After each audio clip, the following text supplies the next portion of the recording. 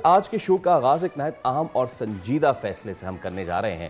سابق D G I S آئی فیض حمید کو field general court marshal K بعد 14 سال قید بامشقت کی سزا سنائی گئی ہے۔ یہ فیصلہ پاکستان آرمی ایکٹ اور آفیشل سیکرٹ ایکٹ کے تحت 15 ماہ طویل ٹرائل کے بعد سامنے آیا ہے۔ بالکل Faisal, I S P R کے مطابق ان کے خلاف جو الزامات ہیں اس میں سیاسی سرگرمیوں میں شمولیت ہے، اختیارات کے غلط استعمال اور ریاستی مفاد کو نقصان پہنچانے والے اقدامات شامل ہیں، اور اس کے ساتھ ساتھ عدالت نے تمام نکات کو قابل ثبوت قرار دے دیا ہے۔ اور اس فیصلے کی اہمیت کو دو بڑے زاویوں سے دیکھا جا رہا ہے۔ پہلا، یہ اس بات کی مضبوط مثال ہے کہ فوج کے اندر احتساب کا عمل موجود ہے، ایسا احتساب جو ملک کے طاقتور ترین ادارے میں بھی قانونی عملداری کا ثبوت دیتا ہے۔ اور دوسرا پہلو یہ بھی ہے فیصل اس فیصلے میں کہ ایک اصول واضح ہو گیا ہے، ریاستی پالیسی یا سیاسی معاملات میں مداخلت پر فوجی عہدیداران بھی جواب دہ ہوں گے۔ یہ فیصلہ طویل مدتی اثرات رکھتا ہے اور طاقت اور اثر و رسوخ اور ذمہ داری کے سوالات کو دوبارہ سے سامنے لے کر آیا ہے۔ اب کیس کا اگلا مرحلہ اپیل ہوگا، لیکن اس کے سیاسی اثرات پہلے ہی نظر آنا شروع ہو گئے ہیں۔ بالکل، سیاسی رد عمل بھی خاصا واضح نظر آیا ہے۔ وزیر دفاع خواجہ آصف نے یہ کہا کہ قوم آج وہی فیصلے بھگت رہی ہے جو ماضی میں کیے گئے ہیں، جبکہ وزیر اطلاعات عطا تارڑ نے کہا کہ یہ فیصلہ ایک واضح پیغام ہے کہ قانون سے کوئی بھی شخص بالاتر نہیں ہے۔ سوال اب یہ ہے کہ کیا یہ فیصلہ مستقبل میں ادارہ جاتی حدود کو مزید واضح کرے گا، اور کیا اس سے ملک میں سیاسی اور انتظامی استحکام میں کمی آئے گی یا اضافہ ہوگا؟ اس حوالے سے ہم مزید آج کے شو میں تجزیہ شامل کر لیتے ہیں۔ ہمارے ساتھ آج موجود ہیں اسی دفاعی تجزیہ کار میجر ریٹائرڈ میثم رضا صاحب۔ السلام علیکم میثم صاحب، بہت شکریہ آپ کے وقت کے لیے۔ It's an honour to welcome you on the show. Sir, سب سے پہلے جاننا چاہوں گا یور انیشل ریئیکشن جو کل کی بڑی ڈیولپمنٹ ہوئی ہے اس معاملے پہ۔ دیکھیں، یہ بسم اللہ الرحمن الرحیم ایک انتہائی قابل تعریف عمل ہے ایک ادارے کی طرف سے، اور جس ادارے کو اسپیشلی پاکستان میں ایک آئیکن کے طور پہ اور ایک مشل راہ کے طور پہ as far as discipline is concern, as far as organisation is concern دیکھا جاتا ہے، تو اس ادارے کی طرف سے اپنے آپ کو خود احتسابی کے عمل میں ڈالنا، اور خود احتسابی بھی لوور ٹیئر سے نہیں ٹاپ ٹیئر سے شروع کرنا، یہ ایک بہت بڑا فیصلہ تھا، کیونکہ ایک بہت بڑے ادارے کے وہ سابقہ سربراہ رہ چکے تھے، اور جنرلی ایک پرسیپشن ان کے دور میں بلڈ کر دیا گیا تھا کہ this man is bigger than the law, bigger than the constitution, stronger than anything else, bigger than country. تو اس ساری چیز کو کنٹیل کرنے کے لیے اور ادارے کا ڈسپلن برقرار رکھنے کے لیے یہ انتہائی ناگزیر عمل تھا جو کیا۔ بہت کڑوا گھونٹ تھا فوج کے لیے، بہت مشکل مرحلہ ہوتا ہے ایسے اپنے کولیگز کو کٹہرے میں کھڑا کرنا جن کے ساتھ آپ نے اکٹھا کھایا ہو، اکٹھا پیا ہو، اکٹھے کورسز کی ہوں، اکٹھی جنگیں لڑی ہوں، اور آپ کی خوشی غمی سب سانجھی ہو، مگر جب معاملہ ڈسپلن پہ آ جائے، جب معاملہ ملک کی ساکھ پہ آ جائے، جب معاملہ ملک کی سلامتی پہ آ جائے، تو انہی دوست اور انہی کولیگز کے ساتھ آپ ایک احتسابی عمل شروع کر دیں۔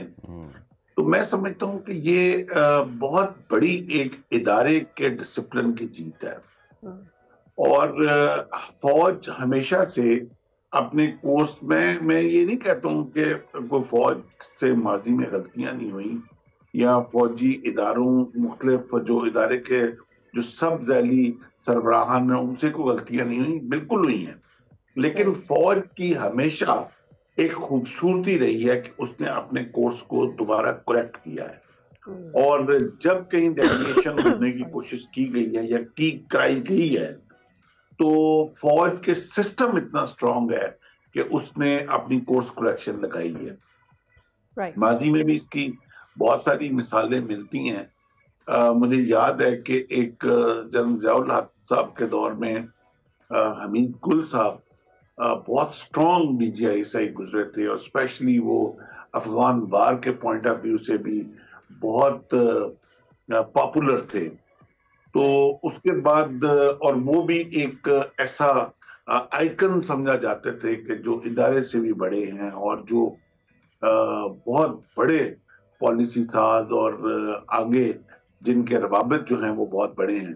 تو اس کے بعد جب رجیم چینج ہوا اور آصف نواز جنجوعہ جو کہ بہت کم مدت جن کو ایز اے آرمی چیف ملی تھی اور انہوں نے پورا کورس کریکٹ کیا تھا، اور جب ان کی حمید گل صاحب کی پوسٹنگ کی گئی تھی اور اس پوسٹنگ سے جب انہوں نے انکار کیا تھا تو ایک لیٹر باقاعدہ ایشو کیا تھا کہ وہی ڈسپلن ایکشن لیا جائے گا جو ایک سپاہی کے پوسٹنگ پہ انکار پہ کیا جائے گا.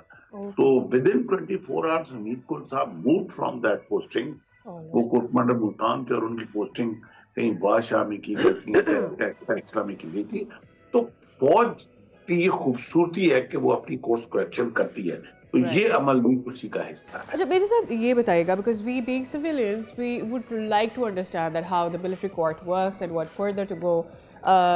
کیا اس وقت فیض حمید صاحب کے پاس اپیل ہے اور وہ اپیل کے آرمی چیف صاحب کے پاس فیلڈ مارشل صاحب کے پاس جائے گی؟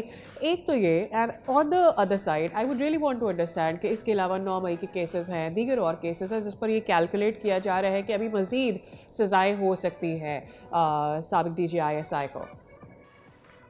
بالکل، یہ تو میں نے کل بھی اپنے ایک پروگرام میں بولا تھا کہ دس از جسٹ اے اسٹارٹ. اور یہ تو ایک کیس تھا جس کا یہ فیصلہ ہوا ہے اور اس کے اندر 14 سال کی ان کو قید ود ریگریس امپریزنمنٹ کی گئی ہے.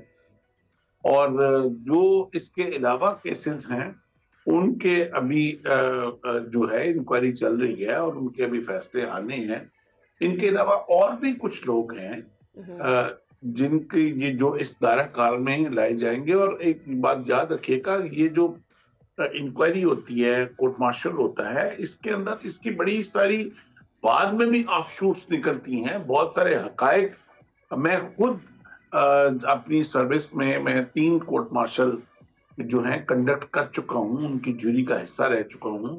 اور جب آپ اس کی سمری آف ایویڈنس میں جاتے ہیں اور جب اس کی ڈیٹیلز میں جاتے ہیں اور جب آپ کی سٹیٹمنٹس آتی ہیں، ان سٹیٹمنٹس میں سے بہت سارے لوگ آگے عیاں ہوتے ہیں جن کا ایک رول پلے ہوا ہوتا ہے اس ناخوشگوار واقعہ کی طرف جس کی وجہ سے کورٹ مارشل ہو رہا ہوتا ہے. تو پھر ان لوگوں کو بھی اس تفتیش کا دائرہ کار میں لایا جاتا ہے. اچھا، آپ نے گفتگو فرمائی کہ یہ اندرونی کارروائی ہوئی ہے اور یہ ساری چیزیں. ایک بار پھر میثم صاحب یہ عیاں کرتی ہے کہ the professionalism of the institution. بہت گفتگو ہوئی، بہت اس پہ بات ہوئی کہ یہ معاملات جو ہیں فیض حمید صاحب کے جو ہے اس وقت وہ ریٹائر ہو گئے تھے تو کس طرح یہ چیز ہوئی. یہ چیز سامنے آ رہی ہے کہ ان کی 2 چیزوں پہ کام ہوا ہے. ایک تو آبویسلی جو انٹر انسٹیٹیوشنل معاملات تھے اس پہ تو کام ہوا ہی ہوا ہے. the other thing is the political involvement in that. اب اس میں بہت سارے لوگ یہ کہہ رہے ہیں کہ جی وہ تو اس وقت ریٹائرڈ تھے تو ان کی کیسے یہ چیز ہوئی. تو میں چاہوں گا اس پہ آپ ضرور کامنٹ کیجئے گا.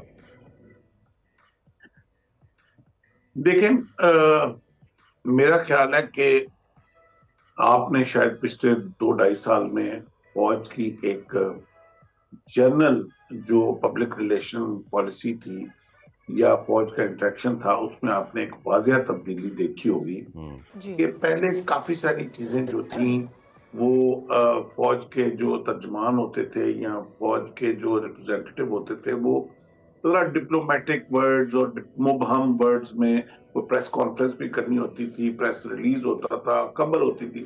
تو لیکن آپ نے 2-3 سال سے دیکھا ہوگا بڑی کلیئرٹی ہے فوج کے نیریٹو میں اور الفاظ کا چناؤ بھی انتہائی کلیئر ہے کیونکہ فوج نے اب فیصلہ کر لیا ہے کہ دیر ول بی نتھنگ بٹوین ادارہ اینڈ پبلک. جو سچ کے اوپر معاملہ ہوگا وہ پبلک تک پہنچایا جائے گا. آپ نے مارکہ حق میں بھی دیکھا کہ جو ریئل ٹائم سچویشن ہوتی تھی وہ ٹی وی کے آپ کے اوپر بتا دی جاتی. اس معاملے میں میں سمجھتا ہوں کہ یہ اسی پالیسی کا حصہ ہے کہ جس کی انوالومنٹ تھی، جو پولیٹیکل انوالومنٹ تھی وہ کسی سے چھپی ڈکی نہیں ہے.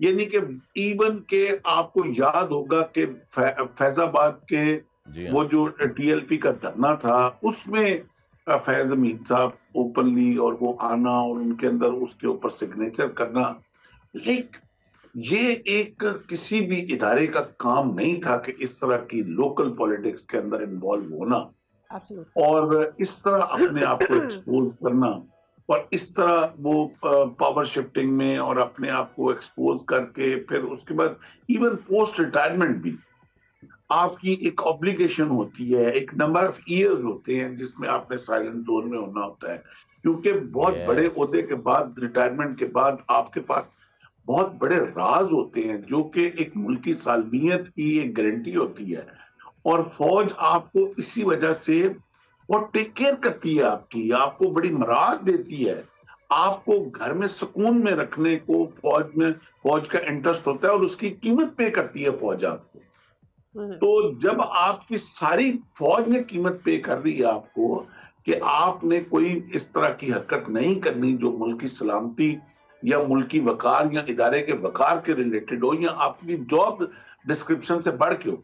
एक मैं आपको बड़ी मजे की बात बताऊं कि फौज का जो आर्मी एक्ट होता है, जो हमारी पाकिस्तान मिलिट्री जो लॉ की किताब होती है, मिलिट्री कोड की किताब, उसमें आर्टिकल 26 टू आर्टिकल 55 ये सारे आर्टिकल जो हैं ये ऑफिसर के डिसिप्लिन के ऊपर है और इसमें एक एक आर्टिकल में वाज़िया तौर पे एक एक एक्ट को डिफाइन किया हुआ है कि you are not suppose to do this, you are not suppose to do, if you will do this will be the punishment, article 26 to article 55। और जब फौज के इट्स अ वंडरफुल सिस्टम। आपने अक्सर परेड्स में भी ये 6 सितंबर आपकी और ये जो 14 अगस्त पे परेड्स होती हैं उनके कमांड्स कॉशंस आपने सुने होंगे, होशियार, आसानबाज। एक उसमें कॉशन होता है साफ सीधी।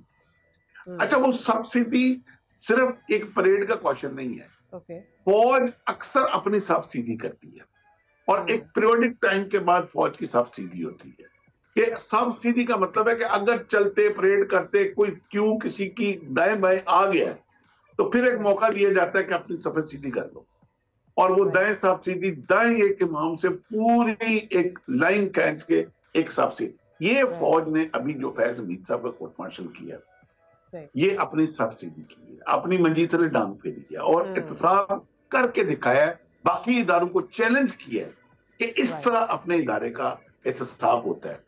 और ये एक मिशले राह है बाकी तमाम इदारों के लिए, पॉलिटिकल पार्टीज के लिए, पॉलिटिकल गवर्नमेंट के लिए, अपोजिशन के लिए, असेंबलीज के लिए, जुडिशरी के लिए, ब्यूरोक्रेसी के लिए, कि अपने इदारों को आप अपने इदारों के अंदर एहतसाबी अमल शुरू करें और बड़ी मछलियों से करें। एहतसाब के नाम पे पहले भी बड़े ललकरे मारे गए, बड़े नारे मारे गए, लेकिन हुआ क्या? कई पॉलिटिकल पार्टियां तो आई ही इंसाफ और एहतसाब के नाम पे थी, मगर रिजल्ट क्या निकला आपके सामने।